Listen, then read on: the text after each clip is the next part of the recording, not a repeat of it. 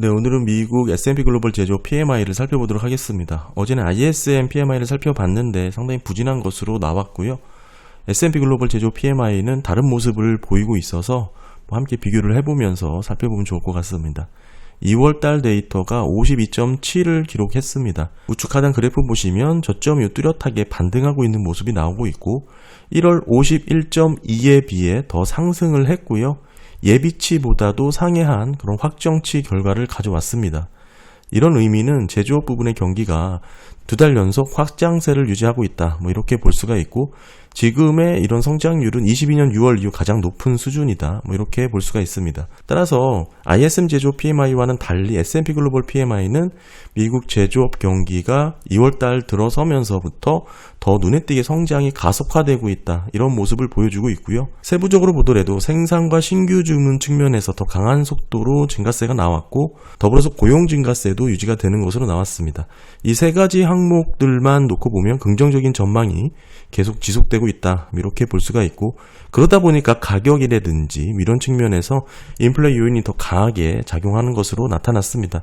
비용과 가격은 더 큰 폭으로 상승하는 그런 2월달 집계가 나왔고요. 종합해보면 미국 제조업 부분은 2월에 들어 눈에 띄게 성장이 가속화되고 있다. 이렇게 볼 수가 있습니다. 사실상 2월달 이렇게 가파르게 제조업 PMI가 집계된 이런 성장세의 배경에는 생산과 신규 주문 모두에서 뚜렷한 상승에 의해 뒷받침됐다. 이렇게 볼 수가 있고요. 이러한 요인으로는 향후 가격 인상에 대한 부분과 공급 차질 우려에 대한 부분을 염려해서 미리 구매를 진행한 것도 일부 부분적으로 촉진에 작용했다. 이렇게 볼 수가 있고요. 일부 공급업체들은 이미 가격을 올리고 있다. 이렇게 보고한 측면도 있기 때문에 가격 인상에 대한 우려가 좀 높아졌다. S&P 글로벌 PMI는 그런 부분에 좀 집중을 하고 있다. 이렇게 보실 수가 있습니다. 따라서 이는 향후 추가적인 관세 부과와 그와 관련된 공급 차질에 선제적으로 대응하기 위한 모습들이다. 이렇게 볼 수가 있고요. 이런 측면에서 원자재 비용 상승률은 22년 11월 이후 최고치를 기록을 했고 생산자 가격도 더 급격하게 상승을 해서 2년 만에 가장 높은 수준을 기록을 했습니다. 보시면 가격 흐름이죠. 비용 압박은 2월달 들어 더 강화가 된 모습으로 나타났습니다. 조사 업체들은 더 넓은 범위에서 무역 관세가 상품과 서비스에 부과되기 전에 전반적인 가격 목록에 반영을 하기 시작했다. 이렇게 언급을 했고 이런 측면이 있다 보니까 전반적으로 원자재 가격 상승률이 22년 11월 이후 가장 가파른 수준으로 올라섰습니다. 공급 측의 부담도 2월에 더 분명히 나타났고 그러다 보니까 원자재 납품의 납품 리드 타임이죠. 5개월 연속 악화되고 있다. 이렇게 볼 수가 있고 이런 측면은 2년 만에 가장 큰 폭의 악화를 기록을 했다. 공급 시간이 느려지고 있다. 이런 측면이 됩니다. 따라서 공급업체의 재고라든지 노동력 부족이 광범위하게 보고가 되고 있는 상황이고요. 이렇게 원자재 가격이 상승을 하다 보니까 비용 부담이 생기게 되었죠. 이런 제조업체들이 결국에는 평균 가격을 더 인상을 하면서 가격 정가를 하고 있다. 이런 내용이 언급되었습니다. 전반적으로 가격 인상률이 4개월 연속 가속화되었고 2년 만에 가장 높은 수준을 기록한 모습이고요. 그러다 보니까 이런 고용 창출 또한 뒤따랐는데 향후 성장에 대한 긍정적인 전망을 하다 보니까 고용 창출도 여전히 견고한 것으로 나타났습니다. 지난 1월 달에 3년 만에 최고치 수준으로 고용 창출 집계가 되었는데 이번 2월 달은 그보다는 낮았지만 여전히 전반적인 고용 창출에 대한 신뢰도는 장기적인 추세를 훨씬 상회할 정도로 견고하다. 이렇게 볼 수가 있고 이런 배경에는 향후 경제라든지 지금 우려가 되는 지정학적 환경이 앞으로는 개선될 것이다. 이런 기대감을 갖고 반영된 결과다. 이렇게 볼 수 있습니다. 따라서 이는 판매와 생산 이런 성장에 있어서 매우 중요한 역할을 할 것으로 S&P 글로벌은 판단을 한다. 이렇게 코멘트를 남겼고요. 향후 이렇게 생산량이 증가할 것이다. 이렇게 예상한 제조업체들이 구매 활동을 늘리는 작용으로 이어졌고요. 이러한 부분은 8개월간의 원자재 구매 감소세가 마무리되는 그런 모습으로 볼 수가 있습니다. S&P 글로벌 같은 경우에는 원자재 구매가 계속 저조하게 이어오다가 지금 들어서 저점을 찍고 소폭 증가하는 흐름이 나타나고 있다. 이렇게 내용을 밝히고 있는 거고요. 일부 업체들은 관세로 인해 가격 상승을 예고를 했고 원자재를 미리 구매했다고 언급을 했습니다. 이에 따라 원자재 재고는 12개월 만에 처음으로 소폭 증가하고 있는 모습이 나타났고 사실 이런 흐름은 지난 1월 달이죠. 1년 반 만에 가장 큰 폭의 재고 감소가 있었기 때문에 어느 정도 그 기저 효과로 일부 반등하는 기술적 반등일 수도 있다. 이런 측면도 좀 고려를 해야 됩니다. 따라서 2월 미국 S&P 글로벌 제조 PMI 확정치죠. 이런 상승을 주도한 주요 원인으로는 생산량과 신규 주문이 주도를 했다. 이렇게 볼 수 있습니다. 신규 주문 1년 반 만에 가장 큰 폭으로 증가를 했고, 이런 흐름은 기업들이 자사 제품에 대한 더 강한 시장 수요를 확인했다. 이렇게 보고를 했고요. 수요가 없지 않다. 이 얘기를 한 것이죠.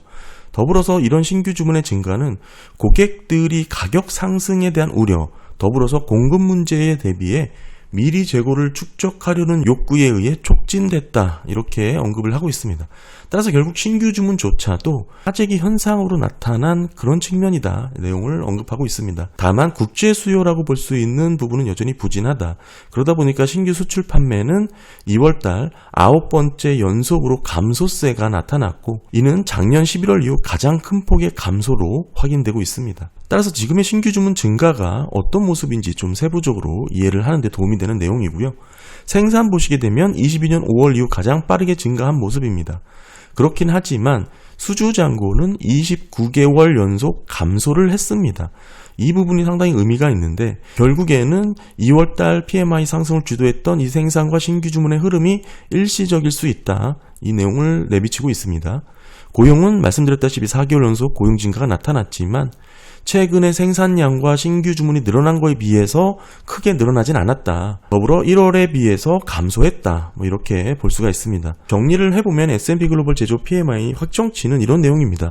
지금 PMI가 52.7을 기록을 하면서 32개월 만에 최고치를 기록을 했지만, 물론 이 기록 자체가 제조 부분에 견고하고 건강한 상태를 시사하지만 이는 표면적인 수치일 수 있다는 거 말씀을 드리고, 제조업 생산이 22년 5월 이후 가장 강한 속도로 증가를 했고, 신규 주문이 1년 반 만에 가장 빠른 속도로 증가를 했습니다. 하지만 생산과 신규 주문 이 두 가지가 오래가지 않을 가능성이 크다.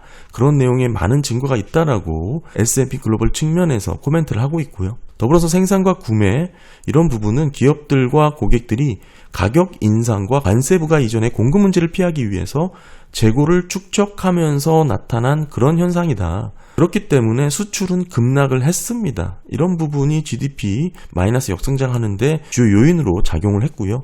더불어서 공급업체의 납품 지연도 22년 10월 이후 가장 빈번하게 발생을 하고 있는데, 이 또한 관세 우려로 인한 무역 문제 때문이다. 이렇게 볼 수 있습니다. 결과적으로 내년 전망에 대한 기업들의 기대는 1월은 어느 정도 밝은 분위기였는데 이에 비해 하락을 했고요. 이번 2월 달은 관세와 트럼프 행정부 정책에 대해서 우려를 제기하는 기업들이 늘어났다. 이렇게 볼 수 있습니다. 관세 인플레이션 영향에 대한 우려가 눈에 띄게 커졌죠. 비용 압박이 더 강화가 됐다 말씀을 드렸고, 이런 측면에서 2월달 공장들의 원자재 비용을 급등시킨 주요 원인으로 볼 수가 있습니다.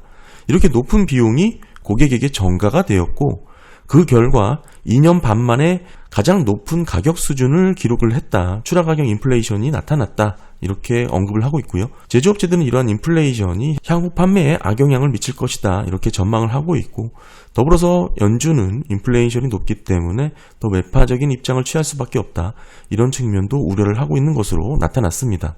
네, 오늘 2월 미국 S&P 글로벌 제조 PMI 확정치 살펴봤습니다. 전반적으로 ISM PMI와는 비슷하면서 소폭 다른 면모를 보여주고 있는데, 이런 부분은 ISM과 S&P 글로벌의 구성 차이도 있고요. S&P는 미국 사업장을 제한해서 미국 영토 내 공장을 대상으로 조사를 하게 되고, ISM 같은 경우에는 글로벌 사업을 하는 다국적 기업이 포함이 되기 때문에 유럽이라든지 아시아 현지 공장을 포함해서 미국 기업의 해외 현지 공장을 포함해서 조사를 한다는 측면이 따로 있습니다.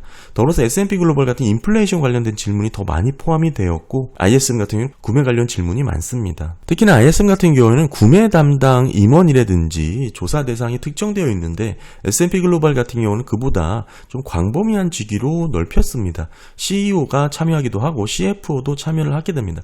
따라서 이런 측면에서 전반적으로 입장 차이가 다를 수 있다는 거 좀 감안해서 판단하시면 좋을 것 같습니다.